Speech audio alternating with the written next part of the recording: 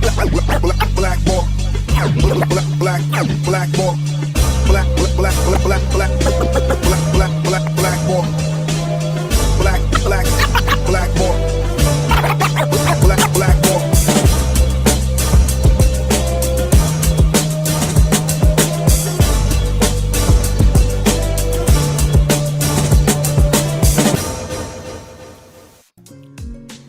What is up, everybody? My name is James DeFiore, and this is Blackballed.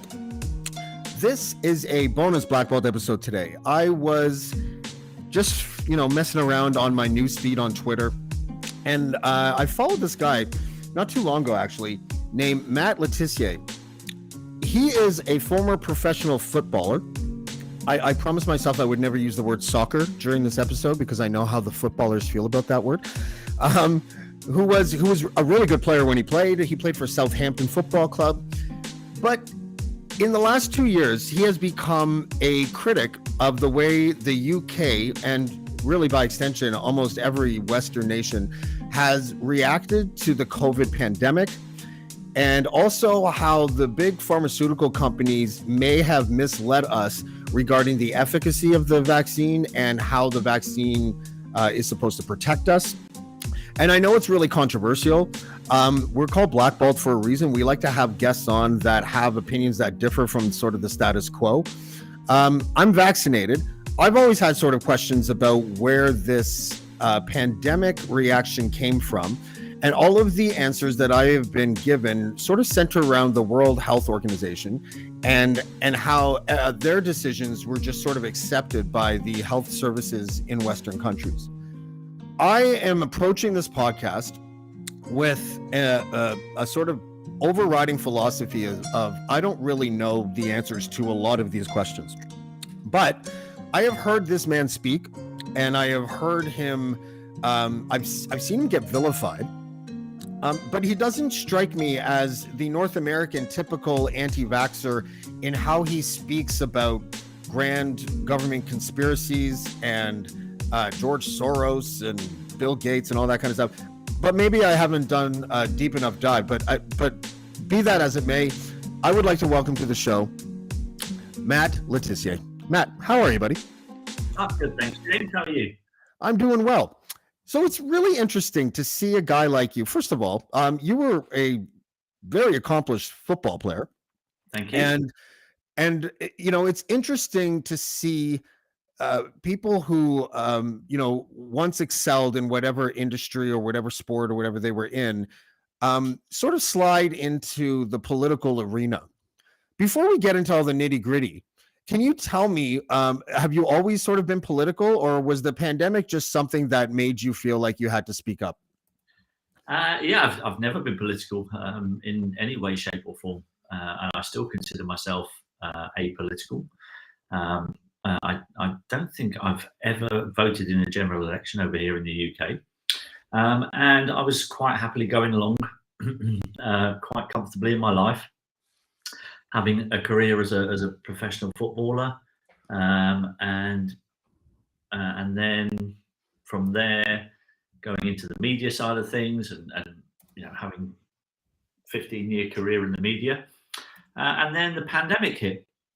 And all of a sudden, I found my freedoms being curtailed, and I wanted to know why. And I went looking to see what was going on, because this was something that I'd never seen before in my lifetime. And I decided to investigate a little bit further as to why we were going down the route that we were going down. And I didn't like what I came across. And I came across a lot of stuff that was predicting what was going to be going on in the next couple of years. And I thought, well, that's a bit strange. It's a little bit odd. Why would they be predicting that kind of stuff happening? I don't see that happening. And then as the weeks were going on, I was kind of looking at things and thinking, hang on, blimey, those people that I kind of came across a couple of months back, all the stuff that they were saying, it looks like it's going down that road. And I became quite concerned that, blimey, if they've got it right so far, all the other stuff that they're talking about, we're heading in a pretty scary direction. in terms of vaccine passports and all that kind of stuff, mandatory vaccinations, and I didn't like what I was seeing, so I felt like I had to speak out. I had a platform. I was working on the mainstream media at the time, and I decided that I felt like I had to speak out, and if that was going to cost me my job, then so be it. I was prepared for that outcome, and that's exactly what happened. I spoke out firstly against the Black Lives Matter movement when we were pretty much forced to wear a badge on television, and I was pretty uncomfortable with that. It was sprung upon me about a minute before we were due to go live on air on the show that we were doing. I wasn't comfortable afternoon. After that show, I went to the producer and I said, look, that's the last time I'll ever wear that badge. I've been uncomfortable wearing it all afternoon. I don't think we should have been forced to have worn it. And so I won't be wearing it again. If you want me next week to wear any other badge, that the Say No to Racism thing was one that we would wear on certain weekends of the season. So I said, I'm happy to wear that. If you want me to wear that every week, quite happy to wear that. I don't consider myself to be a racist, but I know what the Black Lives Matter organisation were about, and I wasn't comfortable wearing it. And I don't think that was a particularly good thing for me to do in terms of my career, but morally, I felt like it was the right thing to do. And so I spoke up about it. I challenged it. And then a couple of months later, I no longer had a job at that television station. Now, you can judge for yourself whether those two things were linked. So I just want to interject here for a second, because I didn't realize that that you were forced to wear a Black Lives Matter patch or whatever on air.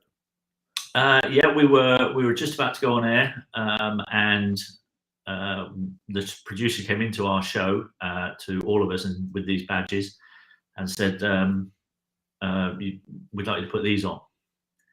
And I looked at him and I questioned it there and then. I said, do we have to wear them? And he just looked at me and he said, it's probably in your best interest if you do.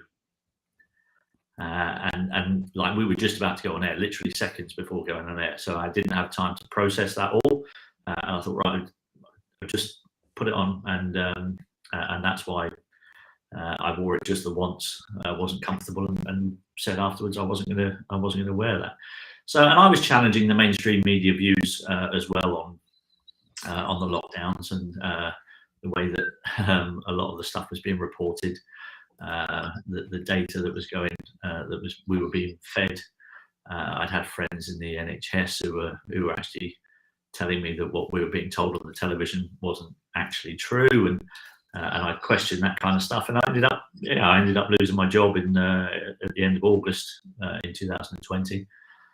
A job that I'd had for 15 years. And yeah, it was sad. I enjoyed my job. The company had been taken over by Comcast, and to be honest, now with hindsight, it's probably the best thing that could have happened to me. I don't particularly like the direction that the company has gone in since it's been bought by Comcast, and so I feel like I'm a lot better out of it, quite frankly. Okay, so let's get into it a little bit. So there's a politician, he's from Holland, I believe, and part of the European Parliament. Is it Rob Roos? Is that how you say his name? I believe so, yeah. Okay, so he puts out a video the other day. Now, there was a news item that came out regarding Pfizer's CEO and some of the contradictory statements that he made. And I think the European Parliament was discussing whether or not to sue Pfizer for selling vaccines that weren't actually working, something like that. But I want to play the video because the video is sort of really what kind of sparked the latest thing about vaccines. So we're just going to look at that and then we'll come back. If you don't get vaccinated, you're antisocial. This is what the Dutch Prime Minister and Health Minister told us. You don't get vaccinated just for yourself, but also for others. You do it for all of society. That's what I said. Today, this turned out to be complete nonsense. In a COVID hearing in the European Parliament, one of the Pfizer directors just admitted to me At the time of introduction, the vaccine had never been tested on stopping the transmission of the virus. This removes the entire legal basis for the COVID passport. The COVID passport that led to massive institutional discrimination as people lost access to essential parts of society. I find this to be shocking, even criminal. Please watch the video until the end. Voor u, mevrouw Small, heb ik de volgende vraag waar ik een duidelijk antwoord op wil. And I will speak in English so there are no misunderstandings. Was the Pfizer COVID vaccine tested on stopping the transmission of the virus before it entered the market? If not, please say it clearly. If yes, are you willing to share the data with this committee? And I really want a straight answer, yes or no, and I'm looking forward to it. Thank you very much. Regarding the question around, did we know about stopping immunisation before it's entered the market? No. We had to really move at the speed of science to really understand what is taking place in the market. This is scandalous. Millions of people worldwide felt forced to get vaccinated because of the myth that you do it for others. Now this turned out to be a cheap lie. This should be exposed. Please share this video. Okay, so when I look at that, I started to think to myself, I tried to remember looking back at all the statements that have come out, and there's been thousands of statements from Pfizer, the World Health Organization, and then all the Western nations' health services or universal healthcare services. So I went to look at what the press was saying about this video and about what was said at the time. And I just wanted to see what they were saying. So the claim is that Pfizer admitted to the European Parliament that it had not tested its COVID vaccine to prevent transmission of the virus before it entered the market, proving the company lied about this earlier in the pandemic. The AP's assessment. Missing context. Janine Small, the president of the international markets at Pfizer, told the European Parliament on Monday that Pfizer did not know whether the COVID-19 vaccine prevented transmission of the virus before it entered the market in December 2020. But Pfizer never claimed to have studied the issue before the vaccine's market release. The facts. After Small testified before the European Parliament Special Committee on the COVID-19 pandemic, misleading claims about whether Pfizer knew the impact of its COVID-19 vaccine on preventing transmission spread widely on social media. Rob Roos, a Dutch European Parliament member who asked Small a question about transmission at the hearing, tweeted, breaking, in COVID hearing, Pfizer director admits vaccine was never tested on preventing transmission. Get vaccinated for others was always a lie. The only purpose of the COVID passport, forcing people to get vaccinated. The world needs to know. Share this video. The tweet, which included the video showing the exchange between Roos and Small, had received more than 232,000 likes and more than 166,000 shares by Thursday. Other social media posts about the hearing used the hashtag Pfizer lied, people died. At the hearing, Roos asked Small whether Pfizer had tested its COVID-19 vaccine for the ability to prevent transmission of the virus prior to its market release. Small answered no. We had to really move at the speed of science to really understand what was taking place in the market. She went on to explain why Pfizer moved quickly to develop a COVID-19 vaccine as the virus spread worldwide. While Roos and many others framed this as a new revelation, Pfizer never claimed that its clinical trial, upon which the vaccine was authorized for use, evaluated the shot's effect on transmission. In fact, shortly before the vaccine's release, the company CEO emphasized that this was still being evaluated. What do you say to that? Because, I mean, I am trying to navigate these waters as fairly as I can. And the one thing that I always run up against is the idea that the media, the government, and the World Health Organization and the pharmaceutical giants all have to be singing from the same playbook. And sometimes I find that hard to believe. So I'm wondering what your thoughts on what the AP just said in response to that video. The AP. Who owns the AP? They're the Associated Press. They're considered, yeah. Who owns them? I don't know. I could look it up, but it's not like MSNBC or Fox or Sky or something like that. It's not a government-run thing. Like it's really, you know, I'll look it up now if you want. But what would be your response to that, regardless who owns it? I don't think we can disregard who owns it, and I don't think that just going, oh, it doesn't matter, it's AP, we've got to believe everything they say. The AP is a non-profit cooperative owned by the newspapers, radio, and television stations who share its news stories. Most articles are written by staff members belonging to the Newspaper Guild Union, a part of the AFL-CIO. So, yeah, it's not a big conglomerate, in other words. What does that mean? Does that mean that they tell the truth all the time? I don't know. That's why I'm asking you just for your opinion on what they said. Well, I think they're very much trying to defend a cat that got out of the bag when a direct question was answered to a Pfizer employee. And they're employed, and a lot of these news organisations are funded by a lot of the pharmaceutical companies, and I think they will be there to defend them to the death. And I think the important thing for people to understand in all of this is not actually what these people say. I think the important thing to understand, and you can only do this for yourself, I think is important for people to take it upon themselves. If they want to know the truth, they've got to look behind where funding of these organisations comes from, and I'm not sure why you think that the government and the pharmaceutical companies and the media can't all sing from the same hymn sheet. That's a lot of people all in on the same conspiracy, isn't it? Why is it? Why do you use the word conspiracy? Well, because it would have to be a conspiracy. Denigrate an argument as a no, really. No, I'm not calling you a conspiracy theorist. I'm saying that. Why do you bring that word up? To plant that word in people's minds to start to. No, but you're misunderstanding what I'm saying. This is what I'm saying. Why use the word conspiracy? I wasn't directing it at you. No, I wasn't suggesting you were. But by bringing that word into the conversation, you bring that word into people's conscience. Okay. Well, I don't need to die on the conspiracy hill. I'll retract the word. I don't care. So all of these, I don't have a hidden agenda. I would just like a nice normal conversation without conspiracy theories being thrown into it, because I don't mean it like that. I meant they're all aligned on something, right? Yeah, that a lot of people don't think is true. And in order for that alignment to remain cemented, they would all have to be singing from the same playbook in a way where there won't be a whistleblower embedded inside any one of those organizations who would say, hold on a second, these people don't actually have any evidence to be aligned like this. Is that better? Okay, so answer me this, James. If there was a whistleblower, where would he go to? Fox News. But then we have to find out who owns Fox News. And then we have to then we would have to say that we can't trust Fox News. Like this is what I mean. Like, so that means that no media can be trusted on COVID then, right? Pretty much, yeah. Pretty much. Is there anyone that can? I would be skeptical of anybody. What I would say to people is do your own research, look for both sides of the story, and then once you've evaluated both sides of the story, your gut will tell you, and real life experience in the world around you will tell you who's telling the truth or not. That's my opinion. What has your research shown you?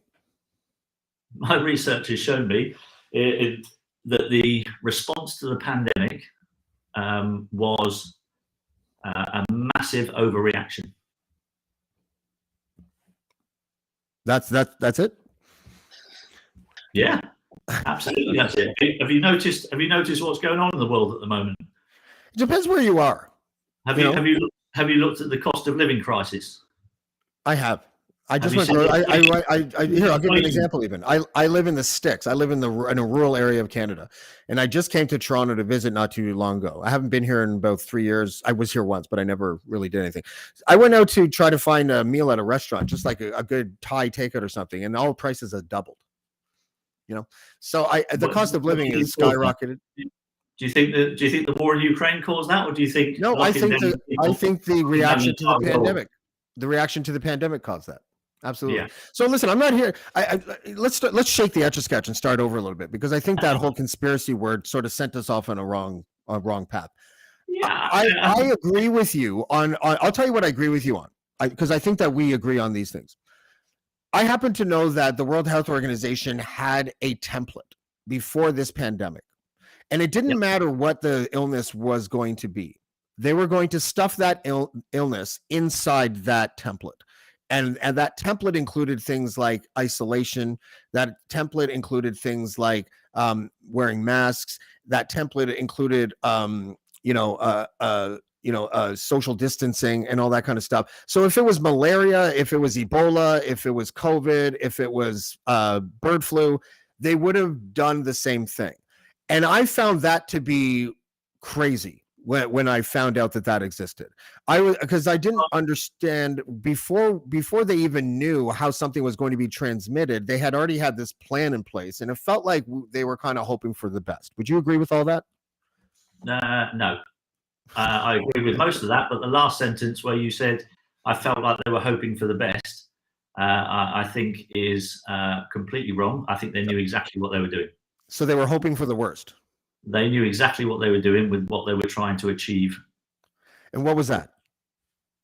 I think personally, I think they were trying to achieve the deliberate destruction of the middle class and the deliberate destruction of small and medium-sized businesses. To what end? To what end? Have you done any research on the Great Reset whatsoever? Yes, I'm asking you the questions not to be combative. I just want to know what your thoughts are. That's all. Okay, my thoughts are is to implement the Great Reset. Okay, so this is the Great Reset. This is the Charles Schwab thing, right? The idea of Klaus Schwab. Klaus. I'm sorry, Charles Schwab is someone else. I forget who he is. Anyways, so the Great Reset is basically they want to turn By the way, this is an old idea. When 9/11 happened, this idea came up. When the financial crisis happened, the same idea came up. And it's always the people that react to the crises that take this same idea that's been around for decades, and they decide, well, this is going to be the crisis that will usher in the New World Order. And then when it doesn't happen, the next crisis happens. They're like, well, this will definitely be the one that ushers in the New World Order. Well, aren't we singing the same song again? I'm not sure why. Are you suggesting that that's what I did when these other things happened? I'm suggesting that maybe you're susceptible to believing something. Are you lumping me in with other people? I don't know. Well, it's hard to get a read on you because when I ask you questions, I feel like you're impugning motive on my part when really I'm just trying to get what your thoughts are.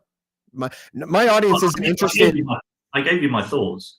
Right. So but then you asked me if I did research. It's not relevant if I did the research. I'm asking you questions based on what you think. And if you believe that the Great Reset is something that is in play right now, I want you to expand on that for the purpose of a conversation. I'm not trying to argue with you.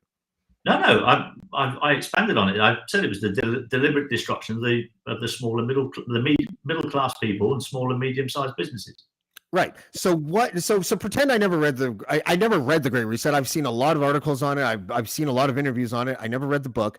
So assuming that I'm very ignorant about what the Great Reset entails, why would destroying the middle and lower class, what's the motive to do that? Explain the Great Reset and what do governments have to gain by implementing such a project? Okay. So it's not necessarily the governments that have to gain. It's the people that actually have influence over the governments.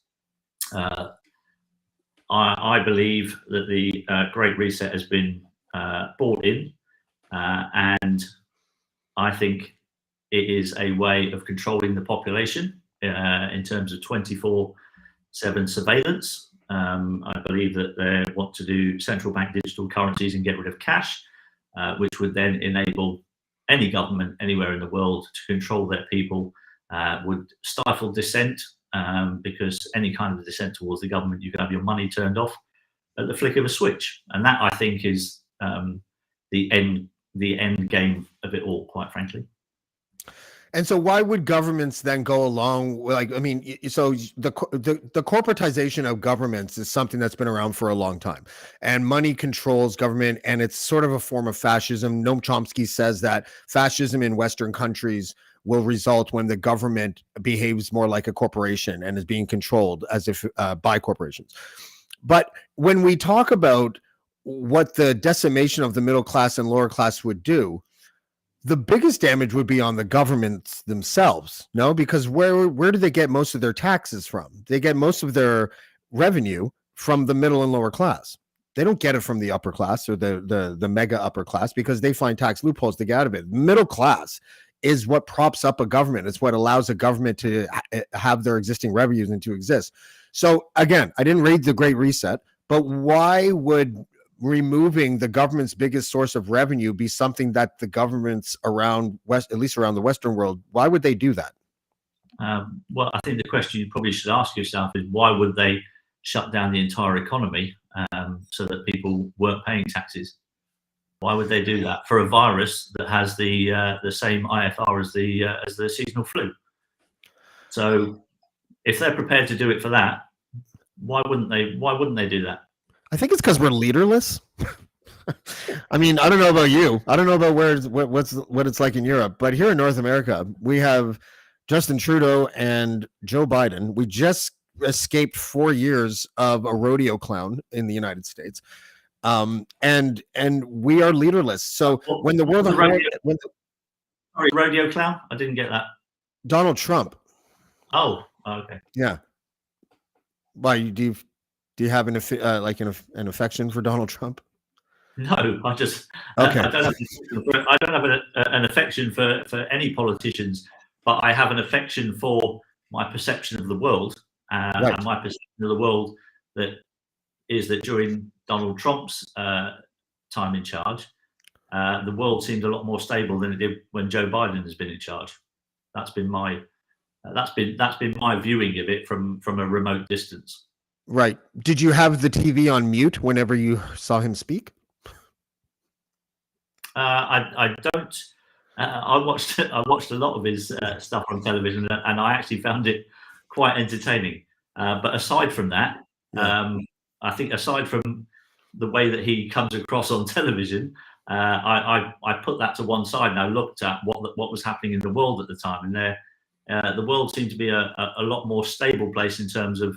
I don't think there was any new wars that were had under his leadership. Is that right? I mean, the drone program was still going on, but no one ever seems to count that. There were what happened in Syria. There was a couple things happening. Yeah. Yeah. Well, I from my perspective over here, it looked like the world was a lot more stable than what it is in today's world. I mean, I'm not saying that I'm a big Donald Trump fan. I'm not saying he was perfect. I don't know. I don't live in that area of the world. I don't see it every day. But I looked at what was happening in the world, and I don't know. It seemed a far more stable place to be than where we are at the moment. Yeah, well, I don't know. That's sort of like being in the right place at the right time, I think. I'm not saying it's perfect, and I'm not saying I'm a fan of it. I'm not a Democrat or a Republican. I don't go down that route. But I'm happy to be shot down with my opinion because I don't know everything.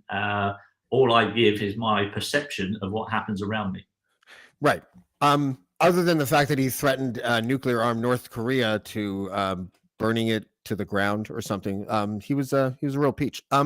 But listen, that's not really important. It's not, honestly. I don't really care. It's just Donald Trump. I don't care. He's probably going to go to jail anyway, so who cares? But where we are right now, okay. Again, there's a few things again I think that we agree on. One of them is that if you look at hindsight and you look at different countries and how they handled the pandemic and their reaction to the pandemic, population density aside, because I know that does play a little bit of a role in how it spread and everything, it does seem to align with the idea that this is going to be with us for a while, and it's going to be sort of like a second seasonal flu. Is it possible that the government's fucked up because they listened to the World Health Organization and it wasn't just a big plan that they put in place? Well, over here, I don't know about every other country, but over here we had a pandemic preparedness plan. I don't know if you know about this, but this country already had a plan in place in case there was a pandemic. Yeah, I'm pretty sure they got that from the World Health Organization. Not one of those things. Not one of those things involved masks, social distancing, and locking down the country and destroying the economy. Not one of them. And they threw out that entire plan and went with what the World Health Organization said was. And that's another interesting thing with the World Health Organization. It's difficult to tell people, I think, because if you just tell people, they can just easily dismiss you. So what I'd say to people is go and have a look at how the leader of the World Health Organization was put into place, Dr. Tedros. Go and have a look at his history and go and have a look if you think he's really the type of bloke who should be leading a World Health Organization. Yeah, he's a criminal. Like, he was a fraudster, I believe, wasn't he? Well, I'm not going to say that. I went and had a look at how he got elected. I went and had a look at what his past was, and he didn't strike me as a sort of bloke that should be the leader of a World Health Organization. I mean, he's the first person who's not a doctor to actually be an actual doctor to actually be the leader of the World Health Organization. So it was all a bit fishy. And if you go and have it, you probably wouldn't have that the WHO said seriously, quite frankly. I was never a big WHO fan. I thought that at the beginning they politicized it. I thought they were too soft in regards to how they approached China and how China wouldn't let in scientists to sort of ascertain for themselves how the virus came to be. I know that the BBC reported something last year about how in the summer of 2019 in the Wuhan province, there were thousands of people searching for coronavirus symptoms. And that would be like 6 months before the virus actually came out. So, and whenever I see stories like that, and I try to verify them as best I can, it leaves me with muddy waters. And it leaves me not feeling secure enough to take a position in one way or another because I'm just so confused. I'm not a medical professional. I'm not a political scientist. Right. And so I think it's important to remember, I don't know what it's like right now in the UK, but over here in North America, we are severely and like inescapably polarized. So if some person is, hey, I think the vaccines are a good idea. The counter to that is vaccines are a worldwide plot. And the people that reside in the middle, the I don't know crowd, I think is shrinking. And I don't think that's a good thing. No, what are your thoughts on that? I don't think I agree with you wholeheartedly. I think there is very much a play that is a divide and conquer type scenario. And I think it's quite deliberate because I think all the time that we're arguing amongst ourselves, we never get together to look at where the real problem is. Yeah. And it's like that for everything. Like no matter what you name an issue. Yeah, absolutely. Yeah. I think it's done by design. Yeah, no, listen. We had a committee here in the UK, the SAGE. They called themselves SAGE. Are you fucking kidding? Yeah, exactly. Are they advisors? Because that would be the most narcissistic title ever. Yeah, the scientific advisory, whatever.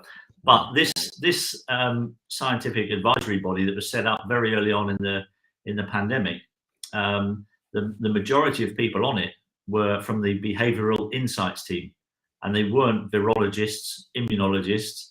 They were the behavioural insights team who were coming up with ways to nudge the public into compliance. So there were sociologists running a medical. Absolutely, and that was one of the reasons why when we spoke earlier about the lady at Pfizer who admitted that they didn't test for whether it stopped transmission or not. So one of the big advertising campaigns over here when the vaccines came out was that you need to get these vaccines done to protect yourself and to protect others, so you don't go killing your granny.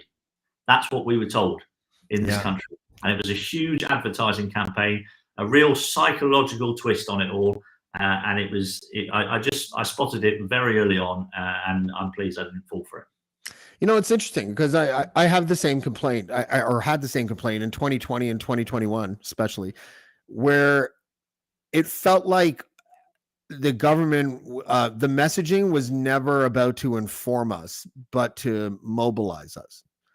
and and I felt like they did skip. And I actually had I can't remember who it is at this point in time, but I did talk to a politician, and I also talked to a person that was in charge of the pandemic planning before COVID about what mandates were like for teams that were set up to try to inform the public. And he just basically said to me, he's like, well, we make the decision as to what we want the public to do for the greater good. And we push that instead of pushing what would better inform them.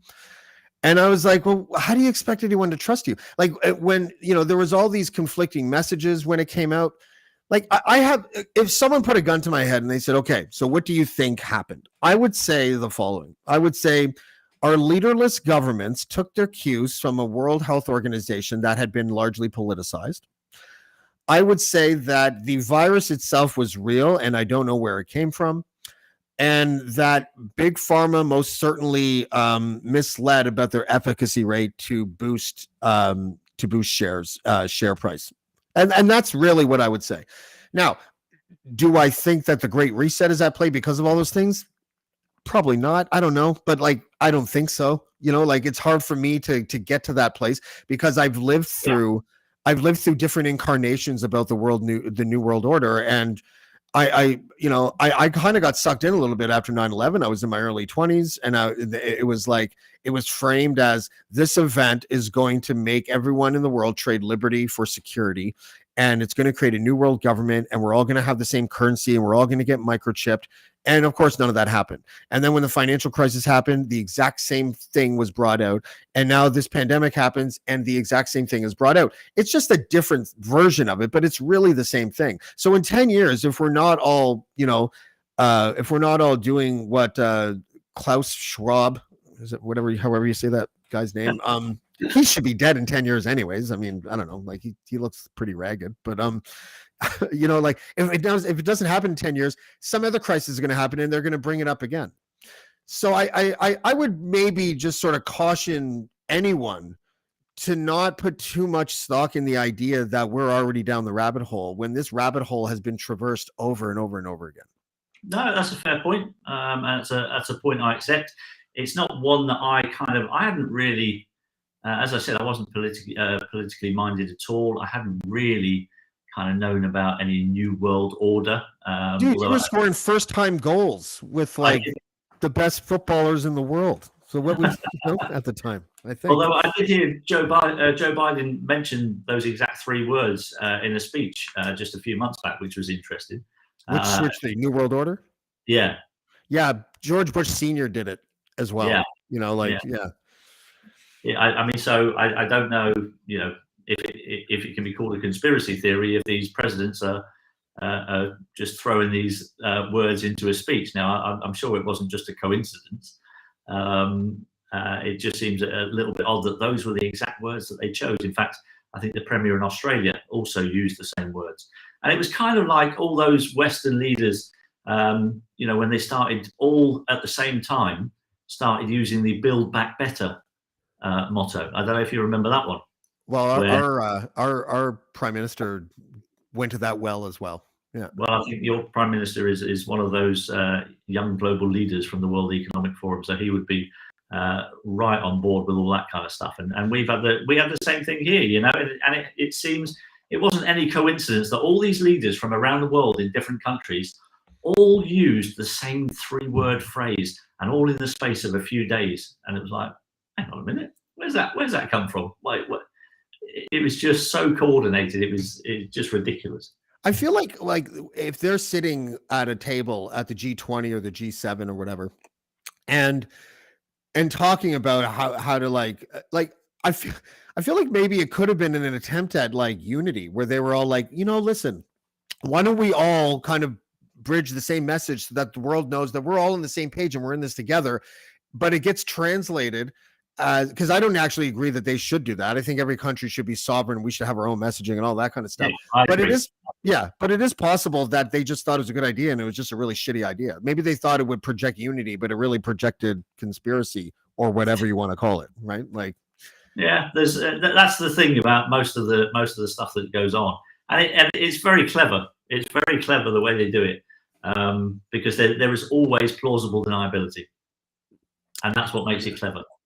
Yeah, that's the CIA taught them that. I'm pretty sure. We're gonna go soon, but I just let's get off that now. I find you to be an interesting guy. I'm glad that you came today. I want to know what it's like to now have King Charles, though, because I'm a little bit pissed off as a Commonwealth country that fucker is going to be on our money. I don't recognize him as my king, quite frankly. I'm not. Let's talk about that for a little bit, can we? I'm not a royalist, really. No. I've had no real interest in the royal family, quite frankly. I think it's a bit outdated, to be honest.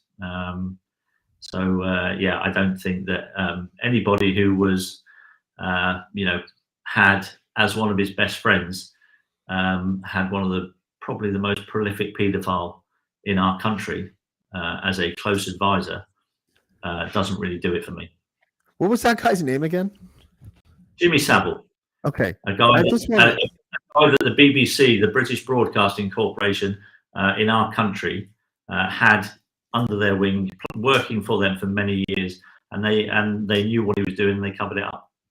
Yeah, I'm just kind of curious because I watched the documentary on him, and everyone was surprised that like in a way that he was like a pedophile, and then I saw what he looked like, and I was like, how the fuck was anyone surprised? That's a very good point. It's a very good point. I mean, you're not supposed to judge a book by its cover, but Jesus Christ, look at this man. Like, yeah. And this is the man that was let off because there were accusations when he was alive. This guy only got really found out after he died. But while he was alive, he was charged, and some of the kids were crippled and stuff too. He was allowed. He got off of the charges because the director of public prosecutions at that time thought that there wasn't enough evidence to charge him. Now, the interesting thing about that is the director of public prosecutions at the time is now the leader of the opposition party in our country. Who's that?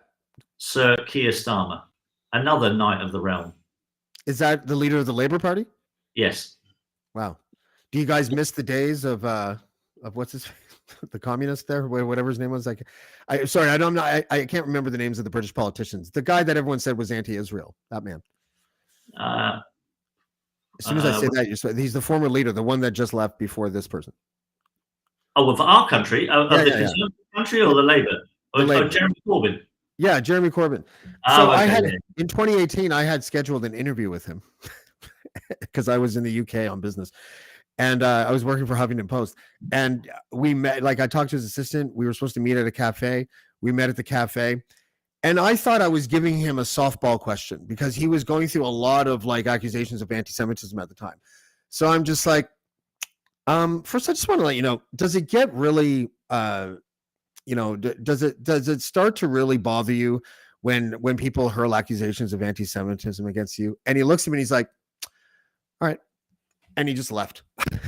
He just didn't answer me at all. He just got up and left.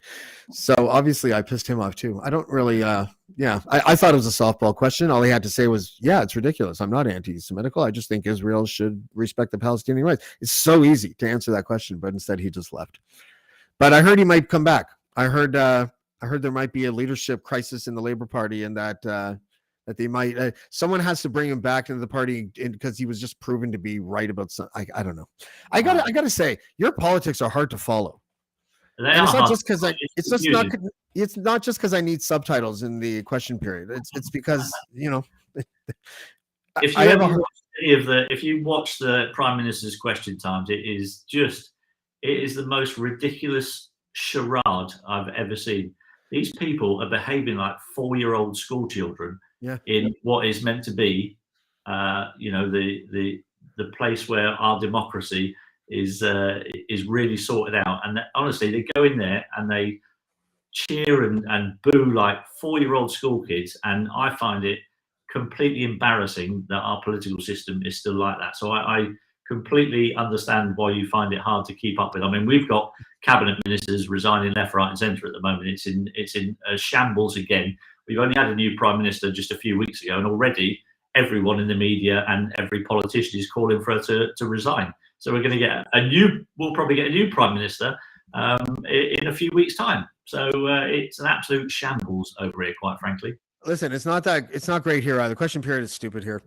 It's less booing and it's more grandstanding.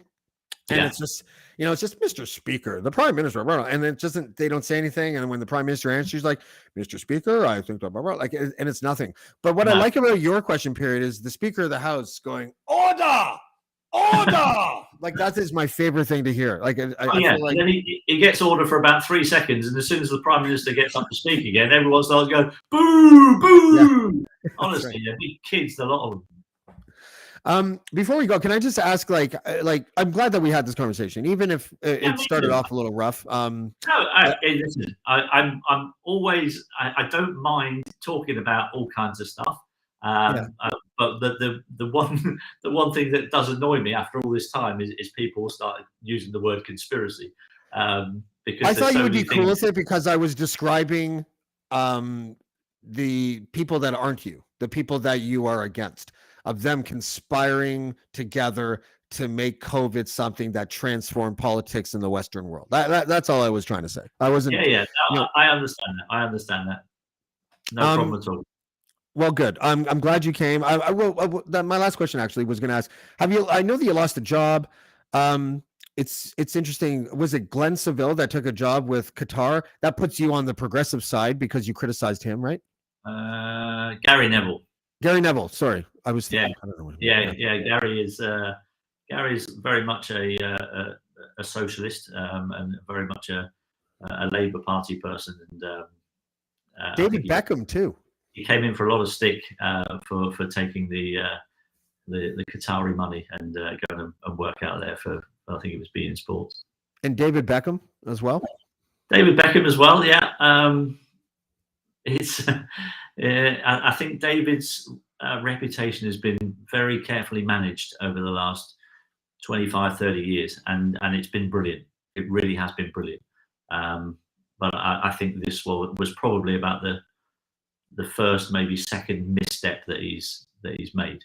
I had Peter Tatchell on the show last week. I'm not sure if you know who he is, but he British gay rights activist, and he was pretty critical of David Beckham taking that money because I think Qatar still executes gay people, if I'm not mistaken. I'm not sure. I know they have done in the past. I'm not sure if that's still the case, so I won't comment on that. Okay. Well, listen, Matt Le Tissier, it was really nice having you. I hope you come back. I feel like the next time you get in trouble with the press, we'll have you back on again. Okay. Thanks very much. I enjoyed the chat, and good luck to you. I hope it all goes well. I appreciate that. Thank you very much. You have a good day. Well, that was fun. Matt Le Tissier. Listen, I know I'm going to get emails and messages because of having this conversation on the show. I want to just make it clear that I honestly don't give a fuck if you don't like that I just had this conversation on the show because they're important to have. One of the things that I think we did incorrectly when the pandemic started is that our polarized sides went into their corners and just started throwing daggers at each other. And we didn't, even if we vehemently disagreed with the other person, that is no reason why we shouldn't have had a conversation. We shouldn't bully anti-vaxxers, and we shouldn't try to ridicule people who are pro-vaccine or pro-mask. We should find a way to dialogue, and we should find a way out of this web of division and tribalism. It's awful. So I would have Matt Le Tissier on again. I'll talk to anyone. I don't really recognize the word platforming. I think that platforming was once just called interviewing. And so, I would have anyone on the show. I would talk to Alex Jones. I would talk to serial killers. I would talk to anyone. And the reason why is because we're human beings and we are trying to gain information. And oftentimes we're trying to get information about a people or an organization without talking to those people or that organization. And we get all of our information from critics. And I think that has to change. So I thank again, Matt Le Tissier, for coming on the show. I would also like to say that tonight we have a show at 7 p.m. and David Wallace, political fixer, soon to be a podcaster here on the Dean Blundell Network with a podcast called The Fix, is going to be on the show, and we're going to talk about a bunch of stuff. And then tomorrow, I'm really excited about this. I can't tell you, this is like the most excited I've been to talk to a politician, even though she's an ex-politician, ever. And I've interviewed Bill Clinton. I asked him one question in a scrum, and I've interviewed Justin Trudeau. And Sherry DeNovo, by far, is going to be a much better interview than either of those gentlemen were. And I can't wait. So that is Thursday at 7. But don't forget, tonight we have David Wallace. And listen, if you do a deep dive today, do a deep dive on the Doug Ford role in the Emergencies Act thing, because I think you're going to be pleasantly surprised. I think we might be breaking some news tonight, and I'll have more of that obviously at 7 p.m. So until then, we'll see you next time on Blackballed. Thanks, everybody. Blackballed. Blackballed. Blackballed. Blackballed.